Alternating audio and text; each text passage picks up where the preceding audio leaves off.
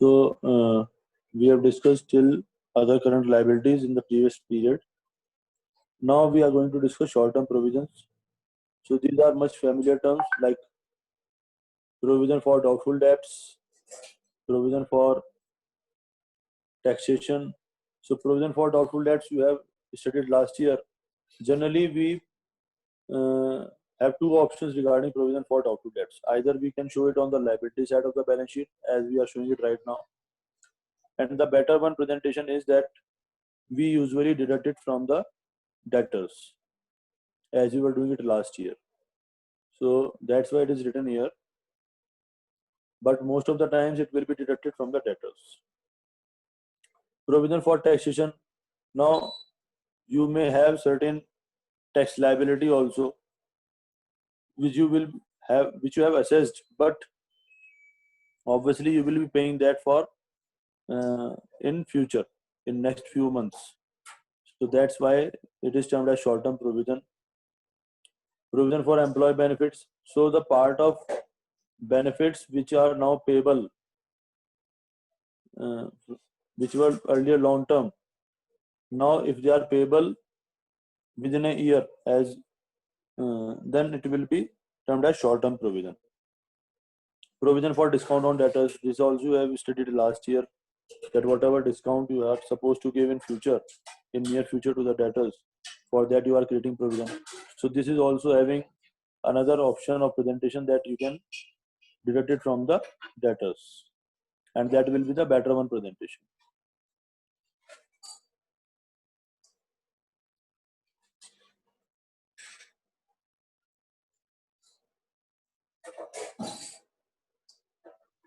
Okay, now coming to the asset side.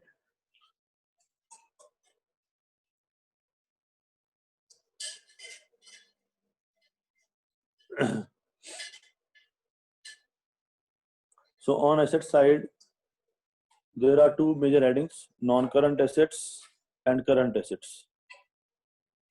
Now, non-current assets further has been classified into fixed assets, then non-current investments, deferred tax asset, long-term loans and advances, other non-current assets. Five subheadings are there.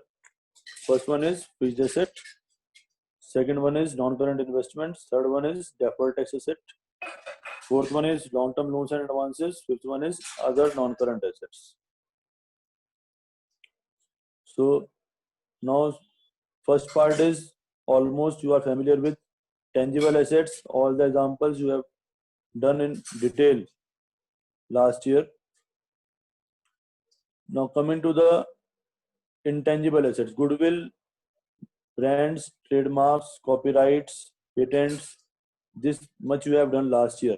Now some more intangible assets are there. Let's see that. First one is computer software.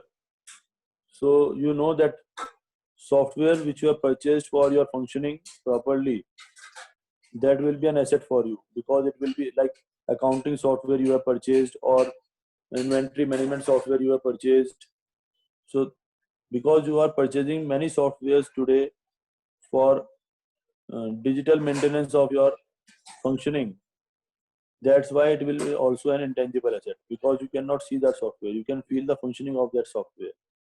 And mining rights. Mining rights means there are so many mines in our country, and the rights are with the government of India for the mining. But the government of India generally invite the tenders for that purpose, and when the tender is passed, that contract has been allotted to some company. So they will be purchasing the mining rights, they will be paying that fees to the government of India. That's why it is termed as mining rights. So if I have purchased some mining rights for the mining purposes, then that will also be an intangible asset for me, because it will be for a limited period. Mastheads and publishing titles. The name of the newspapers and magazines are example of mastheads and publishing titles. So suppose you are purchasing any newspaper, so that name of the newspaper cannot be used by anyone else. So that is called mastheads and publishing titles. Copyrights, patents, we have already discussed. Other intellectual property rights. So like copyrights you are having, same in the same manner, you may have some other creation for that which you have developed with your intellect. That's why it is termed as other intellectual property rights. The asset which you have created with your intellect, you have rights over that property. You have rights over that property. That's why it is called intellectual property rights. And if that right has been purchased by the company, any company, then obviously that right will be an asset, an intangible asset for that particular company which have purchased intellectual property rights from someone. Then recipes, formulae, designs, and prototypes. These are also termed as intangible assets. Any design or any formula or any recipe developed by anyone and purchased by any company for commercial purpose or its use, then it will be termed as intangible asset. Licenses you are getting from government.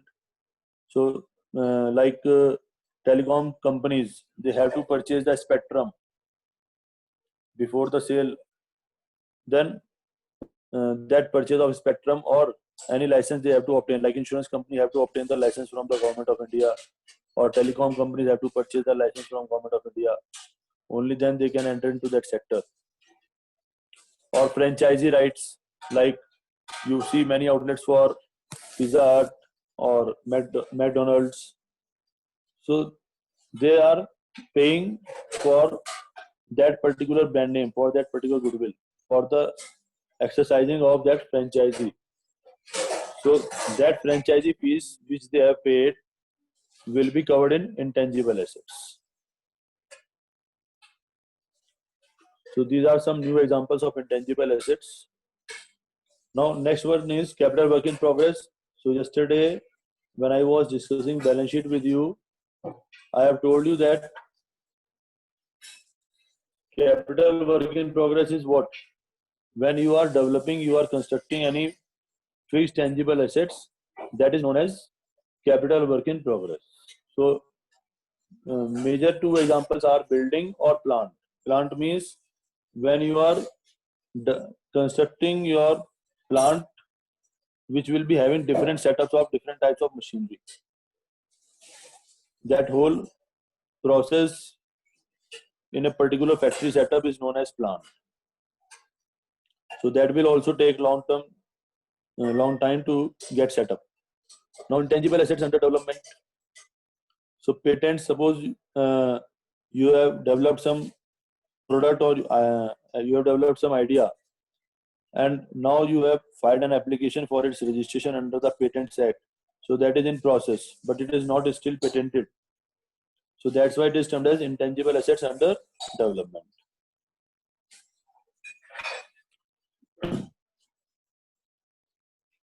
Like best example you can take, so many companies are engaged today in the development of COVID vaccine.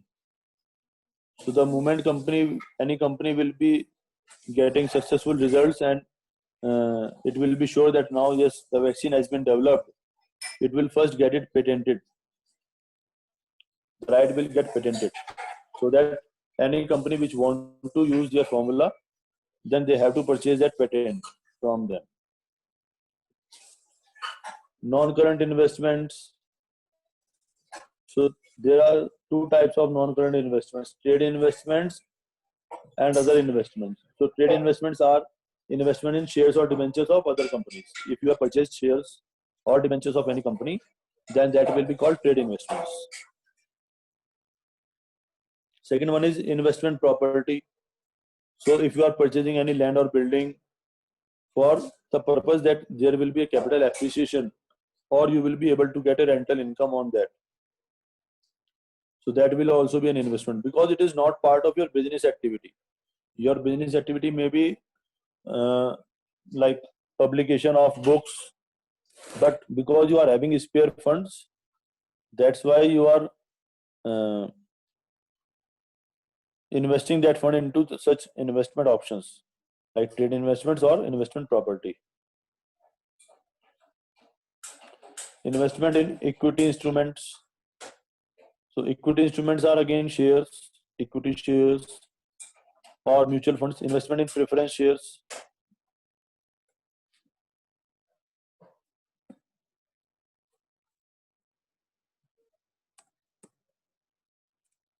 Investment in preference shares, investment in government or trust securities. Like government are issuing many securities time to time, bonds they are issuing or some other security they are issuing. You are investing in that security. Investment in debentures or bonds. You are purchasing debentures of another company or bonds of another company. You are investing in mutual funds or you are investing in some partnership firms. So uh, these all are out of your main operating activity. That's why it is termed as non-current investments, because you are making investment for long term, for more than 1 year. Deferred tax asset, no component there. Then long-term loans and advances. So capital advances, it means that if you are given any advance for the purchase of fixed asset, that will be termed as capital advances. And sometimes what happen, if you need a landline connection in your office, or if you need any electricity connection, for that purpose you have to make certain security deposits. So that's why, because that phone connection or that electricity connection will also go on for long time of for long time. That's why it is termed as long term loans and advances. It is considered as that. So it will, the security deposit will remain till you will be using the electricity connection, and it will be forever till the company will continue. Other non-current assets. So if you are having any debtors which will be paying you amount after 12 months, then it will be termed as other non-current assets. And second one is unamortized expenses. So like share issue expenses. Generally what we do, if we are issuing shares and if we have incurred any expense in that issue, obviously there will be there will be many expenses. So that expense amount is also a huge amount. If you will be writing it off, either you can write it off from the securities premium reserve account, first option. Then second option, if you don't have any balance in securities premium reserve, then it will be written off from the statement of profit and loss. So better practice is that we will write it off in installments. So the installments which have not been written off till now, which will be written off in future, these are termed as unamortized expenses. Two terms we have discussed last year, if you remember. One was depreciation and second was amortization. So depreciation is charged on tangible assets and amortization has been done on intangible assets. So some fictitious assets are there, some losses are there, which we usually write off in long term. And the part which we are writing off, that is called amortized. And the part which we have not written off till now, which will be deferred, which is deferred for being written to be written off in the next financial years, that is called unamortized expenses. So I hope till here you are clear about each and everything. First, let me know if any queries there.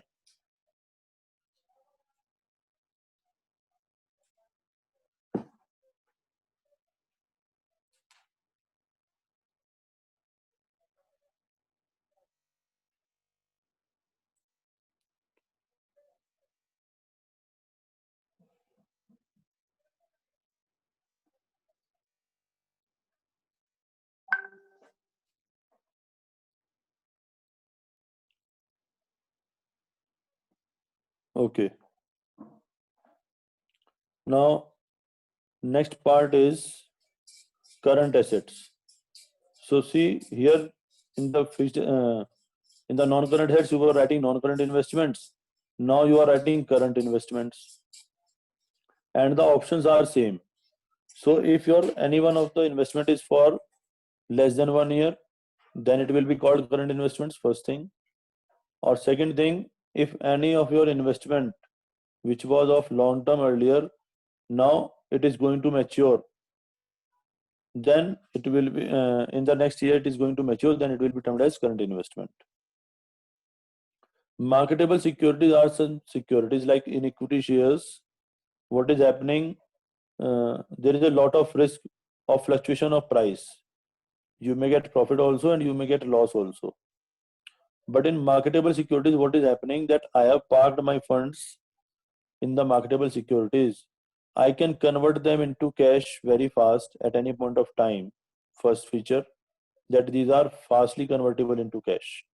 Then second feature is the moment I thought to convert it into cash, I can convert it. And the second part is that it can be converted into cash without uh, without any loss, or even if it is having some loss, then it will be a very negligible amount. Like suppose you have invested rupees 10,000, then maybe you are realizing suppose 9,990 or 9,985, means loss amount will be very nominal, and hardly there are some chances that it will be having any loss. So without any insignificant loss, first thing, and then second is it can be converted into cash very fast. That are termed as marketable securities. Now next one is inventories. So last year you have studied inventories of raw material, inventories of work in progress, inventories of finished goods, and inventory of stock in trade. So whatever quantity of goods I am having for raw material or for the goods which I have put it in process, but that process has not been completed. These are not converted into finished goods, or whatever stock I am having for finished goods, or the goods which I have purchased for the purpose of selling, reselling, and earning profit. That is called stock in trade. These all are covered in inventories. But two more accounts are there. One is stores and spares. So stores and spares means, see, as a company, you are a very big organization, and you generally keep uh, storage of many items which you will be requiring during your production process or for the repair and maintenance of your uh, campus, machineries, furniture, building, and many things are there, vehicles. So whatever parts you have kept, that is covered in stores and spares. Same is the case for repair and maintenance purpose. You will be using loose tools also. There are so many tools, drill machine, then that screwdriver, plus so many tools are there. So that is part of your repair and maintenance. That's why these are also covered in inventories. Then next is trade receivable. Very simple. It is already discussed. Debtors are bills receivable are your trade receivables.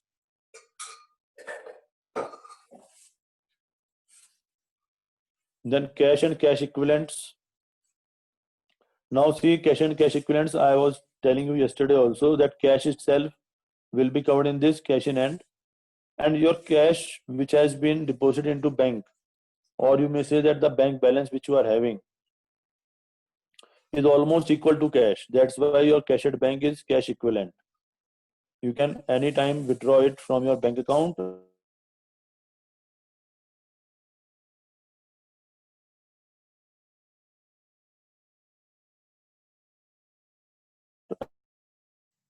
You will certainly deposit in your account, and then you can convert them where you will write investment in preference shares. Just a minute. Let me see your query. If the question asks that where you will write investment in preference shares, and the question didn't mention that it is for 1 year. If it is not mentioned, then investment will be treated as always non-current. If the time period is not mentioned, then always any investment, any sort of investment which has been done will be treated as long-term, non-current. So checks and drafts in hands also are convertible into cash very fast. That's why these are also termed as cash equivalent. Any short-term loans and advances, if you are given, like you were giving for long-term, any short-term security or any short-term advance you have given, that will be covered in short-term loans and advances. And other current assets terms are much familiar. Like you can see prepaid expenses, you already know. Accrued interest, interest earned but not received. Last year you have done these all adjustment. I was telling you that these all adjustments will come next year also. Advance tax. Generally, companies and other business organizations are supposed to pay their tax in advance to the government of India according to the income that they are expecting. So, whatever advance tax you have given to the government of India, that will be stated here. Unamortized expenses. So, I have shown you here unamortized expenses if they are of non-current nature. But the part of unamortized expense which you will be writing off now in the next financial year, that unamortized expense will come here. Dividend receivable, like interest is receivable here, it is called accrued interest is what? It is interest receivable. So same way, if you have invested in some shares and now the company is going to announce dividend after the closure of this financial year in which company you have invested. So obviously you will be receiving dividend in few months. In next 3-4 months you will be receiving the dividend from the company. That's why it is also termed as other current assets. So this way we have discussed the whole balance sheet. Now only practice part is left, that first you learn it, and after learning, and the way to learn it is only that you should write it again and again, you should recite it again and again. Section wise if you will try to do it, it will be better. You will feel it easier to learn, and then only you will be able to proceed towards the next chapters. Learning of this balance sheet is much important, otherwise you will not be able to complete the next chapters.